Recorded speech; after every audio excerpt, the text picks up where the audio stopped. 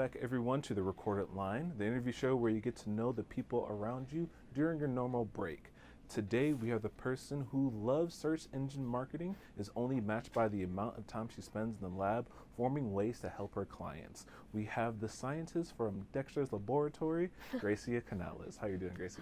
I'm good, thank you. How are you? Pretty good. Glad that we can have this all rolling in a timely fashion.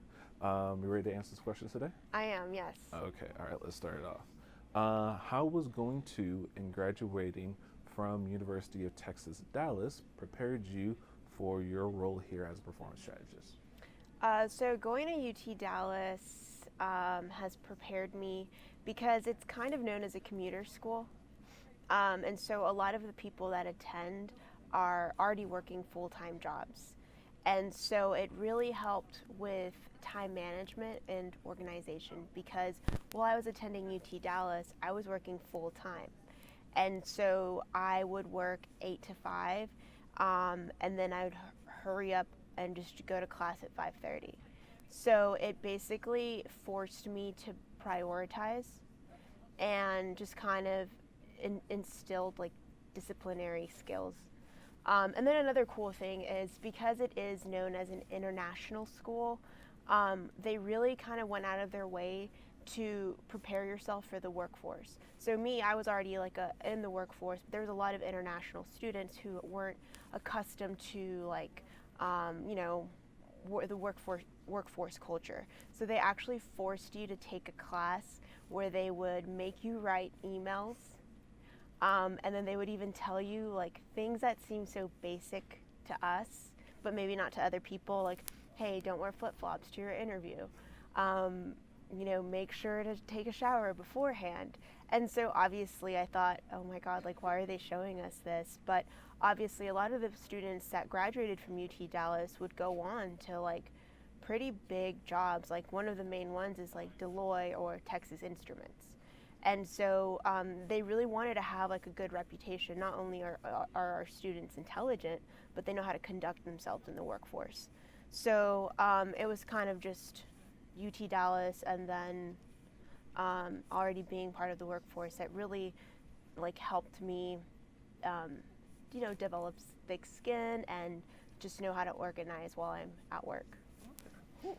It's a lot of preparation. I do like that email thing. I remember you telling me about Yeah. that before. Yeah, and they literally would make you sit there and write emails and say this is how you start an email. You don't, write smiley faces. You don't do LOL. Like it's professional, and so it's a reflection of who you are, and that's how you want to present yourself to people. In your organization or outside of your organization. Coordinating items isn't foreign to you, correct? No, it's not. I love it. Okay, so you were a project coordinator for the GL Seaman and Company, one of the largest full-service furniture and construction solution dealers in the Southwest. What are some memories from there that you bring into work today? I started working there when I was 19 years old. I was a baby, and then I worked there for 9 years. And so basically I started off as like a receptionist and like I would do clerical work, and then I slowly started moving up. And so my last role was a project coordinator. And so what we would do is we would furnish corporations. Like we would provide all of the cubicles, and obviously they would give us an X amount of people that would be working in that area. So we had to make sure that everyone would fit, everything would match. And so we would work with huge corporations like American Airlines, Bank of America, Merrill Lynch.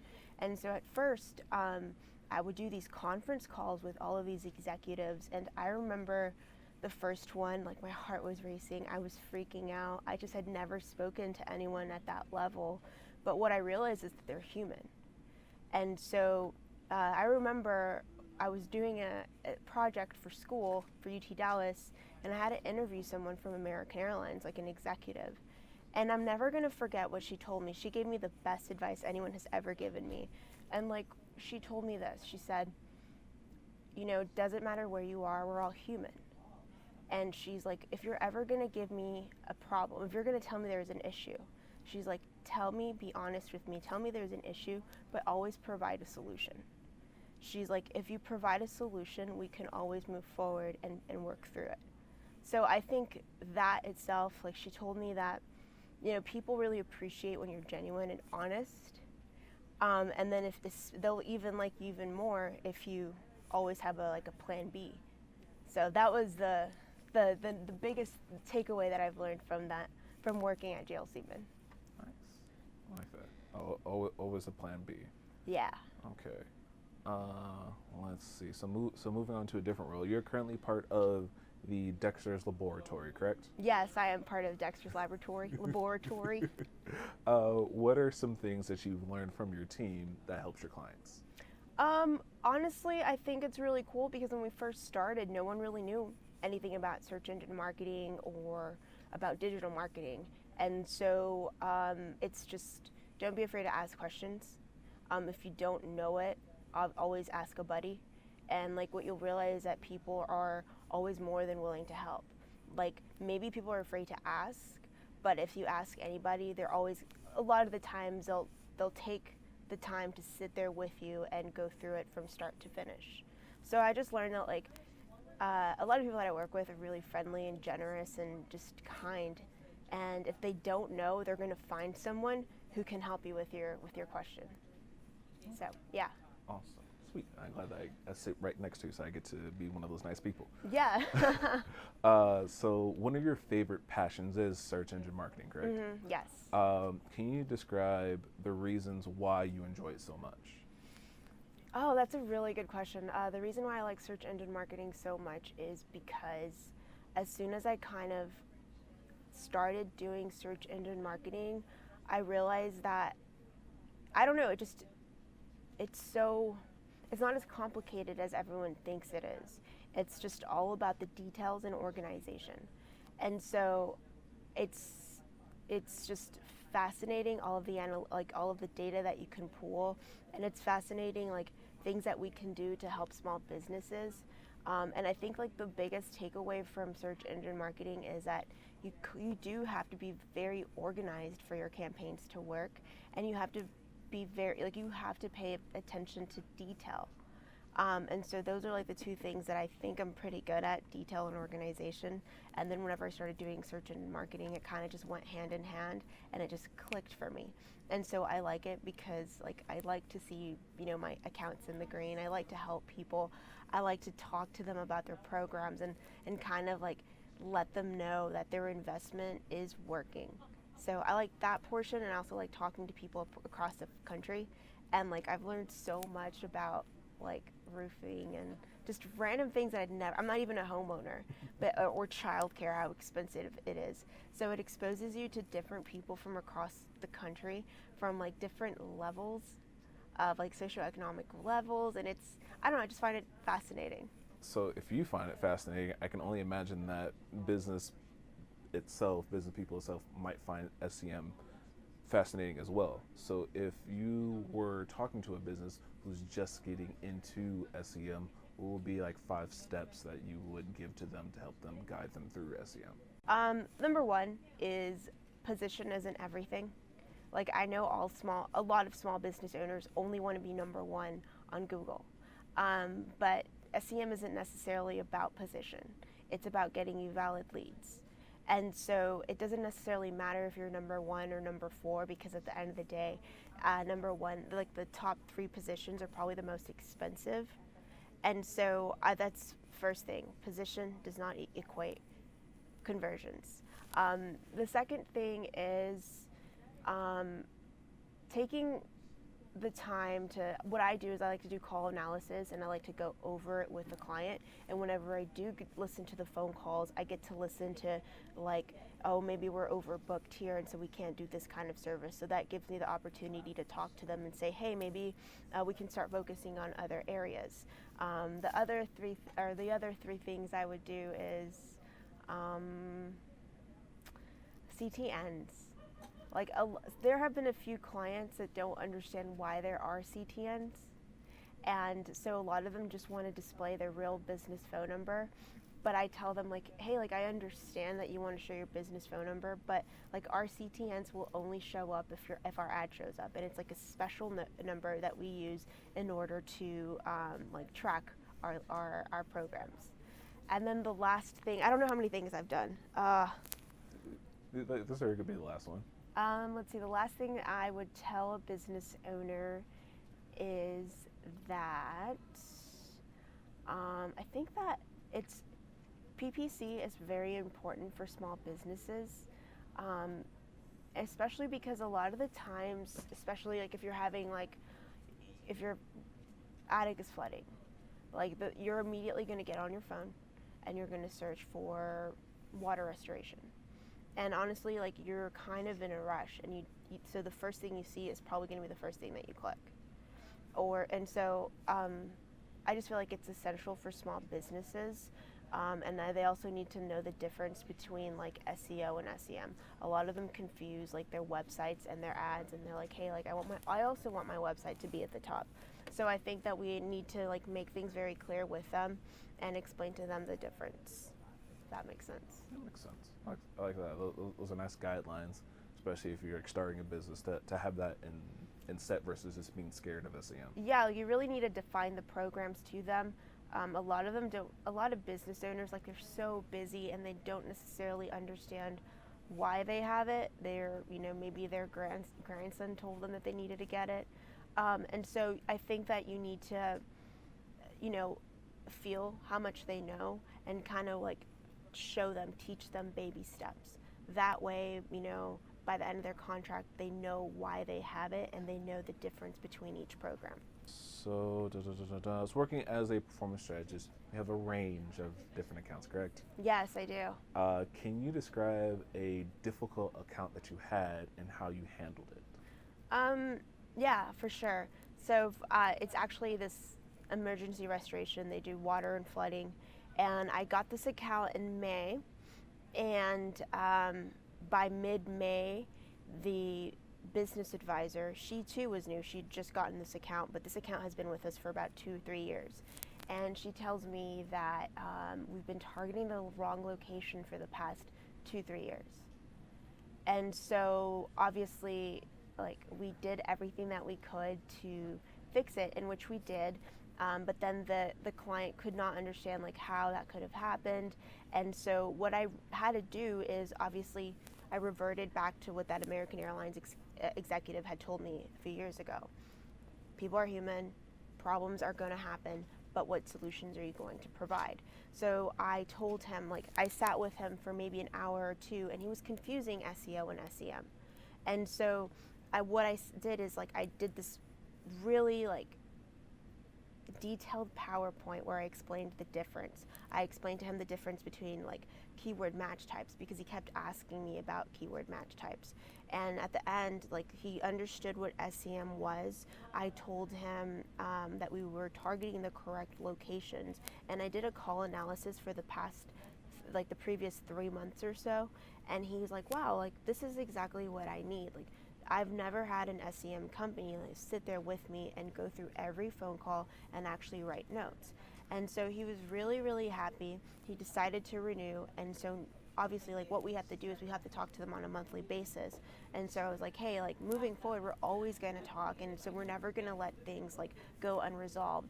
If there's ever an issue, you can always contact me directly, and I'll be there to help you. And so he was really happy, and we were able to turn like a really bad situation into a positive by adding value and by providing solutions. Nice. That was a lot of value. Yeah. I applaud that. So speaking of that, like adding that value, could you add at least the value to this show? Can you describe how you handle your optimizations for your accounts, going from as soon as you log into your computer to the point where you mark it as satisfied? Well, now that we have sort of established accounts, because that wasn't the case for quite some time, but now that we have established accounts, right now the majority of my accounts are, in the green, or they're hitting their KPIs. But normally how I start is I look to see how they're doing. Sometimes, like, I see that maybe there's dips. And whenever I see that maybe there's like a huge dip, and I see maybe it's only been 7 to 14 days, obviously, like, you kind of freak out. But you have to realize that you can't like overreact. You kind of have to write it out for maybe a month, and if you continuously start to like drop, maybe you should take action. But initially what I do is I always pull a search query. And honestly, like I look at my accounts probably every 3 to 4 weeks. But if it's a new account and I don't know anything about it, I do like a 60-day search query, because I feel like that's when you can get really good data. 30 days, like you don't know what could happen. Like maybe it's a holiday in between, or who knows, it could be seasonality. So I do 60 days, and I see search queries. I try to pull negatives. I try to find trends that way. And so that's the first thing I do.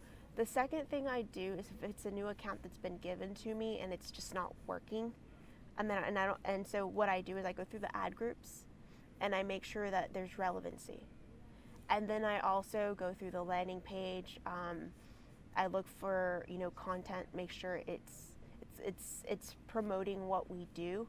And then the last thing, and I don't know if a lot of people do this, but I know that in Wolfpack you can look at the tags, the meta tags. And initially when I first acquired my current baseline, a lot of the meta tags were just off. Like they had nothing to do with the business, or it just wasn't relevant. So I look at that as well, and I try to do 5. The most you can probably do is 10, but I try to do like 5 to 10 meta tags and make sure that they're relevant to what we do. Okay. So that's sort of there's so much to it, but if I have to generalize it, that would probably be what I do in a nutshell. Okay, that's really good. Let's see. So, Thrive 3.0 was released this year. Mm-hmm. What are some of the things that you like about the new Thrive?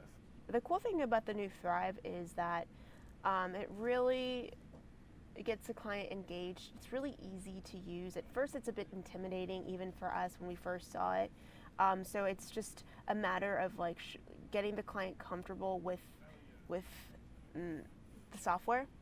But it's cool because you can do you can see the upcoming post. It does a boosted post, and you can start utilizing boosted post, to help promote the client's business. And I know that some clients already have that package, and there's a social media team that automatically writes post for them a month prior and then loads them on. But one thing that we started to do with some of my clients is we'll go in and we'll make our own boosted post. So that's pretty cool because we weren't doing that in the past. Another thing that I like is, for the new website editor tool is pretty neat. It's intimidating at first, but it looks so modern. It looks so much better than what it used to be before. So I like that portion. And let's see, what else do I like about it?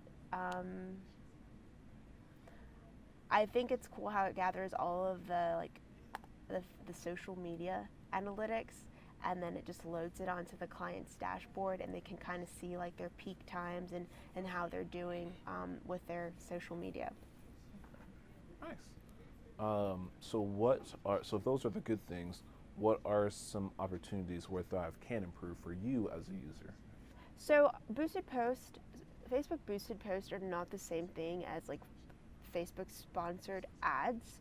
And so I know that for Facebook sponsored ads, you have to use a different platform to do that. And so I think that it would be kind of cool if we started maybe also providing a service for sponsored ads as well, because the difference between boosted and sponsored is that boosted posts, it's people who are already following you, and maybe their friends. With Facebook sponsored ads, everyone can see you, based on the group that you're targeting and their demographics. Oh. So it's kind of like PPC. Yeah. So I think that would be kind of cool if we started doing more of that. Okay, cool. I actually like that one a lot. So for the next one is, what would be some words that you would give to a new performance strategist joining the floor? I think that the cool thing is that any job that you go, there's always going to be a learning curve. You just have to be open-minded. You can't you can't let your fear of the unknown bring you down. And honestly, the more time you sit there and like read the job aids and you follow them step by step, the more of a service you're doing to yourself because you're actually learning. Whenever you encounter something that you don't know, it's kind of like almost second nature for us to be like, oh, I don't know, I'm going to ask this person next to me. And that's not necessarily a bad thing. Obviously, asking for help is good. But I think that the first thing that an individual should do is try to figure it out themselves. And then if they've hit a wall and they just can't like get the answer, then seek for help.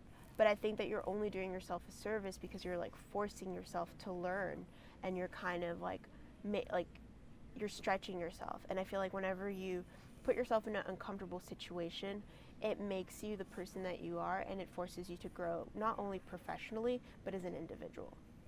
Okay, awesome. So on the recorded line, we usually have the previous person we interview ask a question to the next person. So last time we had Macy Valeras. So her question was, what is your go-to opening line for when you say that you're on a recorded line with your clients? Okay, well, first of all, whenever I speak to the gatekeeper, I'm going to drink some water, sorry. Really fun. Whenever I speak to the gatekeeper, I always try to keep it super casual and super friendly. So if, let's say, the gatekeeper's name is Mary, I'm always like, hey, Mary, this is Grecia. May I please speak with Bob? Let's say Bob is a business owner. I don't say it's a recorded line because there's no real, like, in-depth engagement there. So if it sounds casual, if it sounds like I know Bob, then she'll be like, oh yeah, hold on. And so finally when I get Bob on the line, I'm like, hey Bob, this is Gracia with DexYP. How are you doing today? And he's like, good. And I'm like, oh, by the way, you're on a recorded line. And then I kind of just move on. Like I don't leave a pause. I kind of just say, you're on a recorded line. By the way, can you see my screen? Okay, great. Like, let's get started. So it's just kind of like, there is no gaps in between. I just breeze right through it and move on. Nice, I like that tactic. Okay, so now here is your chance to ask the next question for the next interviewee. You can think about it for a little bit, because I have to type it out anyway. Okay, I'll think about it. What is the best book that you've read that's helped you grow as a person, and why? All right, just confirm, what is the best book you have read that has helped you grow as a person, and why? Yeah. All right, I will ask that to the next person. Who's the next person? I don't know at this particular moment, but that's why I always have it typed up. But thank you so much, Gracie, for being on the recorded line. Hey, you're welcome. Thank you for having me. Thank you.